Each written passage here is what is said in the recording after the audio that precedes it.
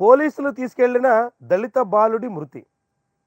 పోలీసులు motor cycle దొంగతనాన్ని పాల్పడుతున్నాడంటూ ఒక 10th class స్టూడెంట్ని బంగారు యశ్వంత్ 17 ఏళ్ల కుర్రాన్ని అరెస్ట్ చేసి ఇంటి నుంచి తీసుకెళ్లారు. కానీ అబ్బాయి అనుమానాస్పద స్థితిలో చనిపోయాడు. ఇది పోలీసులు చేసినటువంటి హత్య అనేటువంటి ఆరోపణ వస్తోంది. దీని మీద నిగ్గు తేల్చాల్సి ఉంది. ఒక దళిత యువకుడిని, దళిత విద్యార్థిని పోలీసులు అరెస్ట్ చేసి ఏమైనా కస్టోడియల్ డెత్తా లేకుంటే ఇతర లాకప్ డెత్తా, ఇతర ఏ రకంగా చనిపోవాల్సి వచ్చింది, ఎందుకని ఆ బాలుడు చనిపోయాడు తేలాల్సి ఉంది. చాలా ద్విచక్ర వాహనాల చోరీ కేసులో పోలీసులు తీసుకెళ్లిన దళిత బాలుడి మృతి ఏలూరులో కలకలం రేపింది. పోలీసులే తమ కుమారుడిని చంపారంటూ తల్లిదండ్రులు, వారి బంధువులు ఆరోపిస్తున్నారు.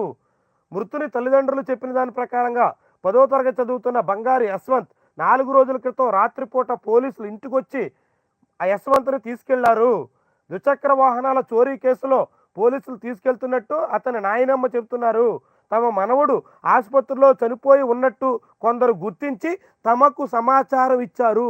చూడండి, కనీసం పోలీసులు అరెస్ట్ చేసి తీసుకెళ్ళినప్పుడు ఆ కుర్రాడు చనిపోయాడు లేకపోతే ఏమయ్యాడు అనేటువంటి విషయాన్ని కూడా సమాచారం ఇవ్వకుండా ఆసుపత్రిలో చనిపోయి పడి ఉన్నారు అంటూ ఎవరో ఆ మృతుడి బంధువులకు చెప్పాల్సినటువంటి వ్యవహారం బయటపడిందంటే ఆంధ్రప్రదేశ్లో పోలీసుల తీరు ఏ రీతినుందో చూడండి.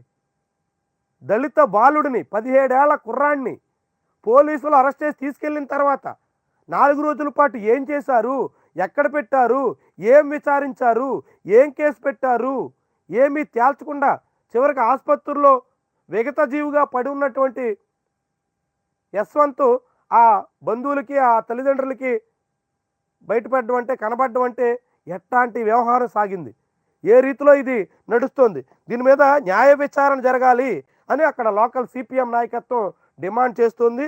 ఖచ్చితంగా దీని మీద జిల్లా కలెక్టర్ న్యాయ విచారణకు ఆదేశించి దళిత బాలుడి మృతి వెనక అసలు కారణాలు వెలికి తీయాల్సిందే అని కోరుతున్నారు. అసలు ఏం జరిగింది తేలాలి కదా. దళిత బాలుడిని పోలీసులు ఇంటి దగ్గర నుంచి తీసుకెళ్లారని బంధువులు చెప్తున్నారు. తీసుకెళ్లిన తర్వాత ఆసుపత్రిలో చనిపోయి ఉన్నట్టు మాకు సమాచారం వచ్చిందని మృతుడి నాయనమ్మ అంటోంది. మరి మధ్యలో ఏం జరిగింది, 4 రోజుల పాటు జరిగినటువంటి వ్యవహారం అసలు ఏంటి, దాని వెనకాల కారకులు ఎవరు, ఇవన్నీ తేల్చాల్సినటువంటి వ్యవహారం ఉంది. దళిత బాలుడు మృతి కేసు పూర్తి స్థాయిలో విచారణ జరపాల్సి ఉంది. ప్రభుత్వం దీని మీద స్పందించాల్సి ఉంది. ఎందుకంటే దళిత బాలుడిని పోలీసులు 2 వీలర్ వెహికల్స్ దొంగతనం చేశాడనేటువంటి పేరుతో ఇంటి నుంచి తీసుకెళ్ళి ఆ తర్వాత శవంగా ఆసుపత్రిలో పడున్నాడనేటువంటి సమాచారం కూడా ఇవ్వకుండా ఏం జరిగింది, ఎందుకని తాత్సారం చేశారు, ఎక్కడ లోపం జరిగింది, ఎవరి పాత్ర ఎంత తేల్చాల్సి ఉంది. దీని మీద ప్రభుత్వం సమగ్రమైనటువంటి విచారణకు ఆదేశిస్తుందని మనం కూడా కోరుకుందాం.